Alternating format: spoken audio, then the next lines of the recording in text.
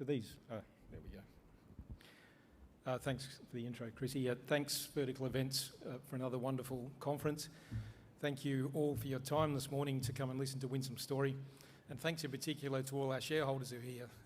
It's really encouraging to see a number of our significant shareholders, a number of top 20. So thank you for your support. For those of you who don't know Winsome, we are a ASX-listed, Canadian-focused, advanced stage development hard rock lithium play. Sounds like a bit of a mouthful. We listed on the ASX almost 2 years ago, November 2021. We raised $18 million at the time, and we had 3 projects. We've now got 4 projects, all in the James Bay region of Quebec. Of those 4 projects, 2 of them have been drilled, and we've discovered lithium, significant lithium deposits on both of them, and we've got 2 greenfield projects, and we've got an interest in a further project in Ontario that's hard rock lithium as well. As we stand today, we've got $42 million cash in the bank. We're well financed, and really what I'm going to talk almost entirely about today is our Adina project, which, as was pointed out in the introduction, we are on the cusp of putting out a globally significant lithium resource on that project. So the way we think of the company at the moment, there's almost 2 streams of work going on. Our main stream of work, which you can see in the blue at the top, is advancing our Adina project. We commenced drilling Adina almost exactly 12 months ago. It was October 2022 we started drilling it. That was after spending all the previous summer identifying drill targets, and one of the first holes we put down at Adina hit 160 metres of pegmatite, mineralised from the surface. We could see the spodumene crystals. We informed the market liked it, and our share price and our drilling success has only increased since then. We've continued to drill almost entirely for the last 12 months. We had a small hiatus due to wildfires. Everyone was stopped in Quebec for about 8 weeks, but we're back on site now drilling, and we've got another 50,000 metres planned in the short term. But importantly, we think by the end of this year, we will have done sufficient drilling to be able to publish a globally significant resource, which I'll talk about in a moment, and that'll be at the end of January, early February next year. In the background at Adina, we're also doing all of our test work, met work, environmental studies, mining studies, and infrastructure studies. So that's the top stream of work you can see going on there. That takes up most of our time and effort at Winsome, because that's what's going to propel us in the next 12 months from being a sub $300 million company that we are today into being a $1 billion plus company next year. But parallel to that, we've got our other projects, which I briefly mentioned at the start. We've got an interest in Power Metals, which will soon have its own resource, and we've got all the offtake rights for that. That's in Ontario. We've got our CanSet project, which is 20,000 hectares, 40 kilometres end to end. We've discovered significant amounts of lithium, but further exploration's needed. And we've got our greenfield projects even further behind that. And that constitutes basically a portfolio of projects for us, so that when Adina's enters the project development phase next year, we've got the others coming behind it. But to talk about the real meat of Winsome is Adina, as I've said. And we have so far drilled 23,000 metres of diamond drilling at Adina in the last 12 months, and we expect to do another 15,000 metres this year. The main area we've been concentrating our drilling on, you can see on the right-hand side of this slide, and that's the pegmatite body that we've modelled based on the 23,000 metres of drilling so far. And it consists of the main zone, which is the pink, and the footwall zone, which is the green. We've defined it so far, and overall this is the central zone, which I'll show you in a moment, the entire strike length that we've uncovered. But this central zone is 1,000 metres in strike length. We've drilled down to about 250 metres. The main zone is 50 metres thick, and the footwall zone is 20 to 30 metres thick. Now, if you do the volumetric calculations of exactly what you can see on the screen there, that comes out at around 50 million tonnes. Now, we consider that to be a globally significant resource. But in addition to that, at Adina, we've got a whole lot more potential upside. And to set the scene for Adina itself, the yellow boundaries you can see on the right-hand map are the Adina boundaries. It's about 5,000 hectares. We recently acquired the jackpot, which is the northern portion of our claim you can see there, which increased our land by 50%. But what we've defined at Adina is 3.1 kilometres of total of known mineralisation. And that's defined in the centre, that sort of central red blob you can see. That's the footwall in the main zone over 1,000 metres I showed you on the previous slide. In the west, we've got 10 holes that our predecessors put in back in 2017-18. They hit parallel pegmatites 10 to 20 metres thick. And then to the east, we followed a gravity survey, and I'll talk about gravity in a moment because it's proved extremely effective at Adina in identifying pegmatites. We followed a gravity survey out to the east and then stuck 3 holes in and again hit parallel pegmatites 20 odd metres thick. So that defines the 3.1 kilometres total strike length. What we don't know is how consistently mineralised it is between that central zone from the previous slide there, and we don't know the consistency in the mineralisation right across there.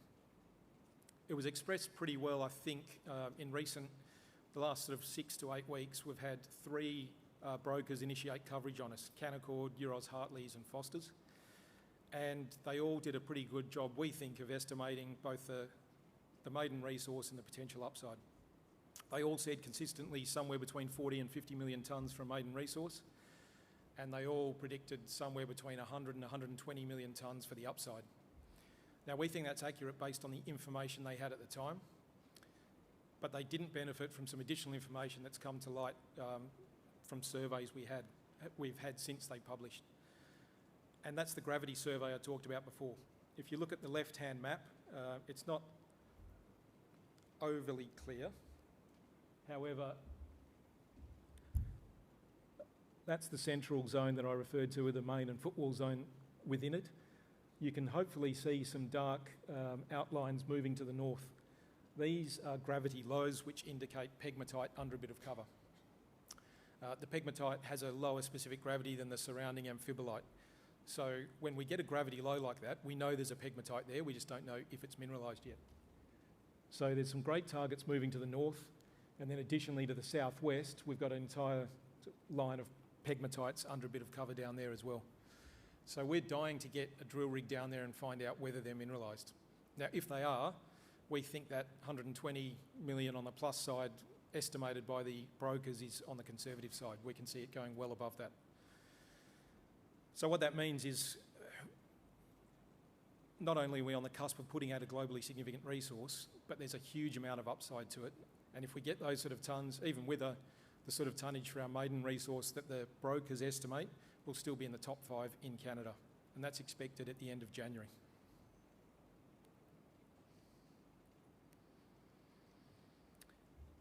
I get a lot of questions about infrastructure at Adina because the James Bay region is generally remote, and Adina itself sits about 50 kilometres south of the main east-west road that runs in the James Bay region. That's the Trans-Tiger Highway.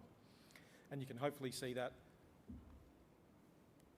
running east-west along there.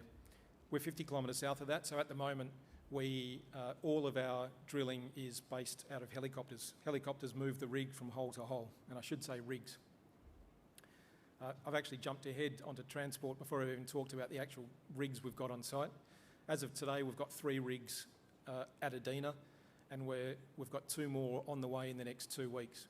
So by the beginning of October, we'll have 5 rigs operating just at Adina, and that'll give us the capacity for about 2,500 metres per week of drilling. One of those rigs is going to be concentrating on those new target areas that I indicated from the gravity surveys, and also those gaps in knowledge we have over the entire 3-kilometre mineralisation strike length. The reason we've only got 3 at the moment is because the fires. Everything was demobilised for 2.5 months when the fires hit Quebec in sort of June, and we're remobilising now. But the drillers are managing to do it all in 4 or 5 weeks. So back to infrastructure. Although we sit 50 kilometres south of the Trans-Tiger at the moment, and we can operate no problems with helicopters, it adds a cost onto our drilling. It adds over $100 per metre just by the use of helicopters. So to fix that, we're doing a couple of things. We're turning 4 of our rigs that are doing resource development drilling into tracked units, so land-based units, and we've flown a dozer in, and we're now flying the tracks in to put the rigs on, and then they can operate independently of the helicopter. We've also got a pre-feasibility study that the Quebec government has issued regarding the development of infrastructure in the James Bay region. And what that pre-feasibility study shows is a planned route for a road that connects the Renard Diamond Mine to the Trans-Tyger Highway. And that's from here up to the Trans-Tyger, where you can see that dotted line. Now, purely by chance, it passes within less than a kilometre of Adina. So what we've done is we've taken the initiative, and the government, plans to build that within the next 5 years. We've taken the initiative, surveyed the northern part with our First Nations partners, the traditional owners of the land. We've identified the optimal route, and we've submitted that for approval such that we can build that road. We expect to be able to build a snow road over the coming winter and then turn that into an all-weather road by the end of next year. That'll then give us land-based access up to the Trans-Tyger and the rest of the infrastructure in the region. The estimated cost of that is somewhere in the region of $20 million. I'd be very surprised if we have to pay for that. There are a lot of grants and funds out there available to build infrastructure like this, but nonetheless, we'll put that in our budget for next year if we need to do so. The other important point about infrastructure is the access we have to hydropower.